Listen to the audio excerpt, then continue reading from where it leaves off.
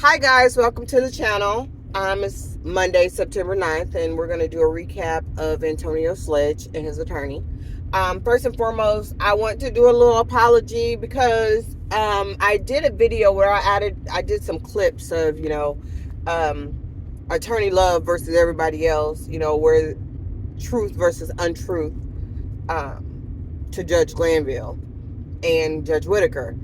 However, so my hubby was supposed to go in and edit that video for me so we could post it, and he didn't edit it at all and just posted a 2-hour video, and I cannot figure out how to unpost it so I could go in and edit it. So I am sorry. A lot of videos of me probably doing random stuff in that video. I'm so sorry for it, but it was raw and uncut, as you can see. But anyways, so going into Antonio Sledge's testimony, I don't necessarily know if he a goofball or if he just a different type of dude, because he's a little much.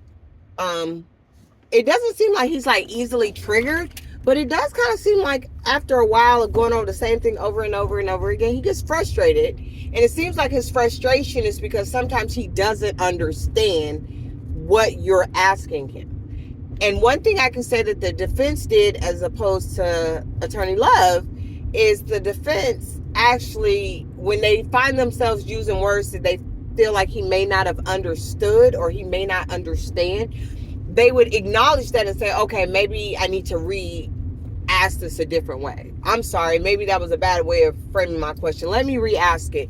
And they would kind of like, for lack of a better term, kind of dumb it down a little bit for him so he could understand what they were asking. But he had some goofball moments, like when Attorney Love is asking him about so-and-so getting to his car with a gun and whether or not it was loaded, excuse me. And his response was, you better not get in my car. You better not, go nowhere with a gun that ain't loaded. Like, I'm not just carrying it for fun. Don't be just carrying no gun for fun. That's how you get into issues. And her being like surprised that he's like used to gun violence and drive-bys. Or if you live in an area of town where that happens all the time, yeah, you would kind of be used to it. It wouldn't be surprising. But it's interesting that they want the incident with him and Demikion Garlington and Quindarius Zachary to be, oh, y'all were banging with If Gang, so y'all went and shot up these houses because y'all was banging with If Gang. And he's like, no, we was banging because dude got jumped in the club. And we went after dude because, we went to go find him because not only did dude get jumped in the club, but one of the other dudes that went with him, Quindarius Zachary, his chick, somebody shot at her place that same night. They followed her home, shot at her place as they was pulling up. So they just went and retaliated against somebody who shot at them first. Not second, first. They shot at them first. And so then they went and retaliated against them. It wasn't necessarily just a retaliation from the fight. Them going and shooting at little girl's house was like, okay, well then now we need to do something because they tripping for real. So it kind of seems like that is where they was coming from. In addition to that, they want his beef with Shell Kell to be, oh, well, y'all was tripping and it had to do with Donovan Thomas's death. And he's like, no, we was tripping because we was sleeping with the same woman. That's reason enough to trip. It like that may have happened in addition to, it may have been some banging between gays, but he's like, at first I didn't know who dude was. I just know he was sleeping with the chick that I was sleeping with. I later found out that he was dude's brother, but initially this is what I know.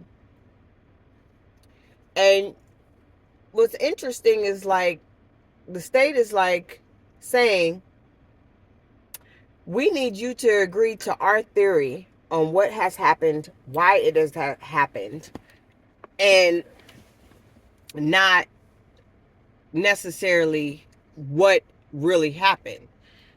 We have our own version. We have our own reasoning to believe that this happened this way, and we need you to agree to this way in order to keep yourself out of trouble. The craziest part about this is both of his charges carry 15-year sentences. That's 30. How did the state just tack on an extra 5 years just because they wanted to. And nobody catch the math. Nobody catch it. I mean, that in itself is telling you that they were just trying to get this deal done, because nobody caught that they were giving them an extra 5 years just cuz. That's crazy. And then to add into that, it's not necessarily always what you say.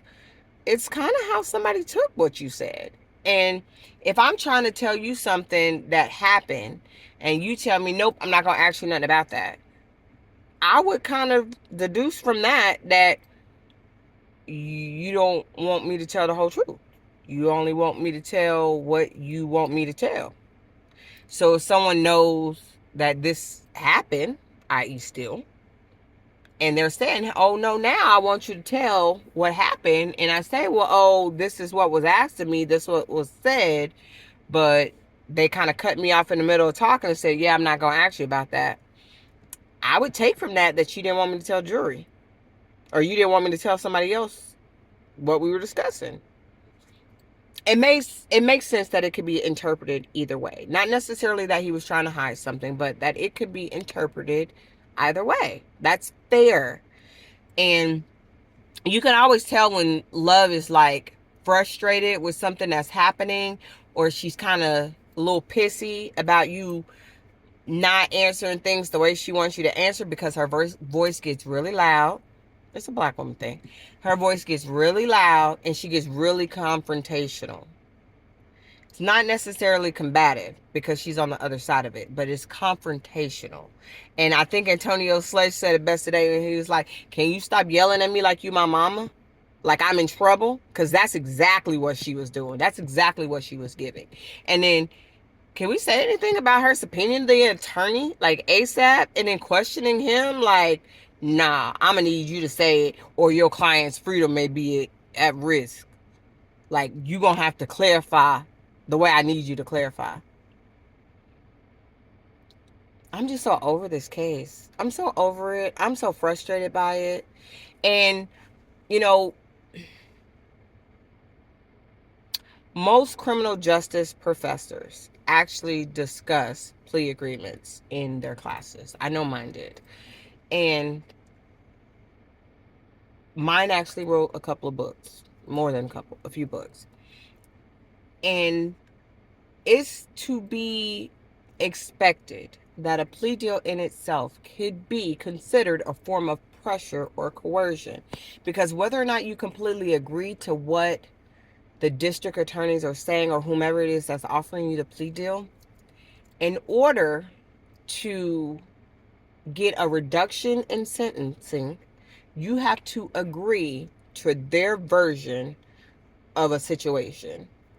You have to agree with how they feel you should be sentenced and reprimanded, especially if you don't have the ability to take things to trial.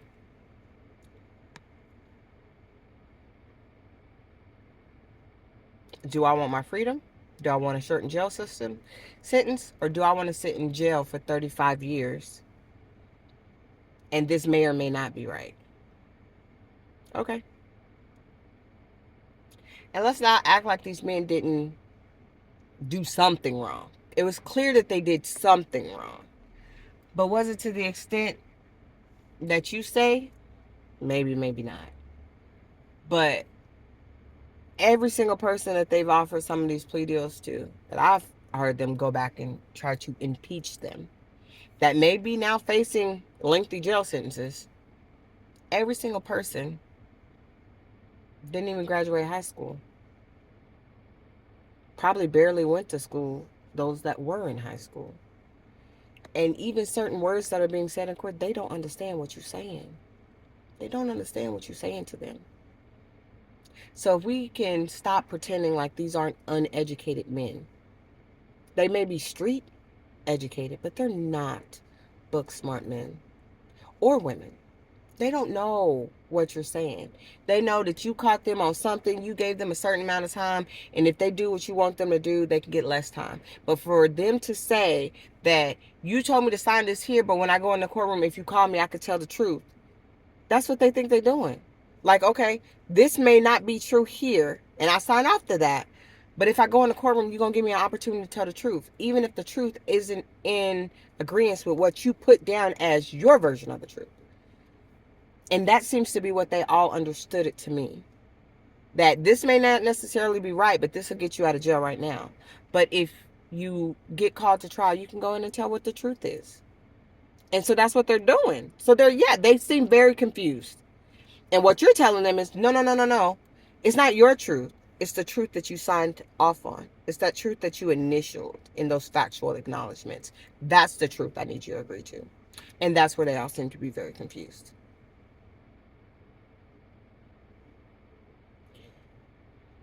This is not a free these boys just to free these boys.